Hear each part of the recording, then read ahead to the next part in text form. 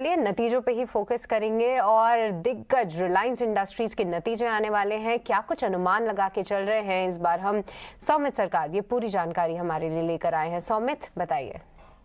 अगर आप consolidated basis पे देखेंगे तो एक decent set of numbers expected है कि ऑन क्यू नंबर्स बेटर होंगे, क्योंकि अगर आप देखेंगे तो O2C और जो गैस एक्सप्लोरेशन बिजनेस है उसमें थोड़ी बहुत अच्छी ग्रोथ हमें देखने को मिल सकती है। अब रेवेन्यू पे अगर आप देखेंगे तो वो भले ही 5% डाउन हो, कंपनी की जो एबिटा है वो करीब 8% से ज़्यादा होगी, मार्जिन 15.5% के आसपास आएंगे और नेट प्रॉफिट का नंबर अगर आप देखेंगे तो 17% on a sequential basis higher हो सकता है। अब रिटेल बिजनेस की अगर हम बात करें तो वहाँ पे 8% का रेवेन्यू ग्रोथ एक्सपेक्टेड है और एबिटा करीब 7% से हायर हो सकता है।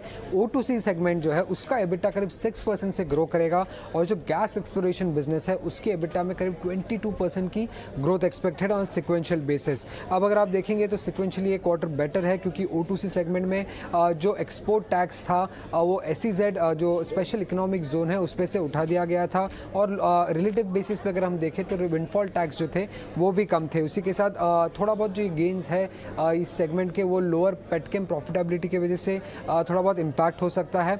बट गैस एक्सप्लोरेशन बिजनेस की अगर हम बात करें तो वहाँ पे हायर प्राइजेस और हायर प्रोडक्शन के कारण एक अच्छा खासा बेनिफिट देखने को मिल सकता है। और आखिर में अगर हम रिटेल बिजनेस की बात करें तो वहाँ पे भी जो बेनिफिट है वो increased footprint, improvement in footfalls और ऑपरेटिंग लेवरेज के कारण रिटेल सेगमेंट का भी performance on a sequential basis अच्छा आने की एक्सपेक्टेशंस है रिलायंस इंडस्ट्रीज से।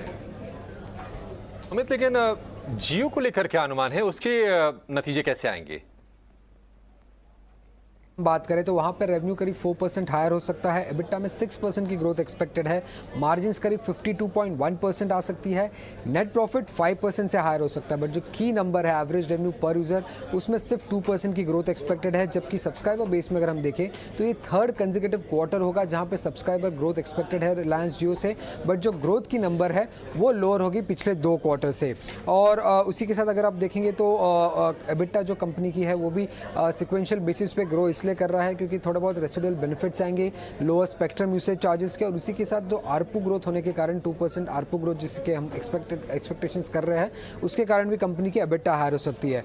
अब पैट ग्रोथ की अगर हम बात करें तो वो थोड़ी बहुत लोअर साइड पे है, क्योंकि फाइनेंस कॉस्ट जो है इस क्वार्टर में वो हायर आ सकता है कंपनी का, क्योंकि कंपनी ने कुछ स्पेक्ट्रम खरीदे थे और स्पेक्ट्रम ये ऑक्शन में जो खरीदे थे उसके कारण फाइनेंस कॉस्ट हायर हो सकता है। और इसके अलावा अगर हम देखें तो की थिंग्स जिस पर हमें नज़र रखनी होगी, सबसे पहले है नेट डेट के नंबर जो कंपनी के आ रहे हैं, उसी के साथ जो कंपनी ने डीमर्जर की बात की थी जियो फाइनेंशियल के, तो उस पर क्या अपडेट है उस पर नज़र रखनी होगी। कमेंट्री क्या आ रही है आरपू को लेके और क्या ट्रैजेक्टरी रहा है जियो फाइबर को लेके, उस पर ध्यान रखना होगा रिलायंस जियो और रिलायंस इंडस्ट्रीज के रिजल्ट में।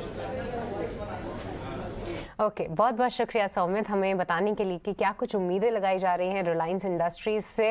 जो इनका OTC कारोबार है उस पर तो नजर रहेगी और जियो के नतीजों का अनुमान भी हमने आपके सामने रखा। और इसके अलावा एक बार शेयर प्राइस के मूवमेंट की अगर हम बात करें तो अजीत, कई समय से हम एक गिरावट का शिकार देख रहे थे रिलायंस इंडस्ट्रीज को, पर हाल फिलहाल बीते 2-3 दिनों से थोड़ा सा ऊपर आने की कोशिश जरूर कर रहा था। हालांकि बहुत स्ट्रॉन्ग मूवमेंट नहीं है, बट नतीजों से पहले क्या कुछ ट्रेडिंग रेंज में आता हुआ दिख रहा है रिलायंस का शेयर?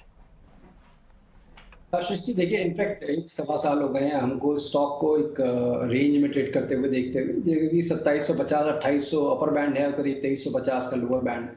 तो ऑलमोस्ट आप लोअर बैंड के पास ट्रेड कर रहे हैं रिजल्ट से पहले, तो डेफिनेटली एक उम्मीद बनती है कि इस बार भी शायद इसको रिस्पेक्ट करे और एक रिकवरी देखने को मिले। बट क्योंकि अभी रिस्क रिवॉर्ड फेवरेबल नहीं है, बिकॉज 2550 2560 का जोन है वहाँ पे काफ़ी ज़्यादा मल्टीपल रेजिस्टेंसेस हैं।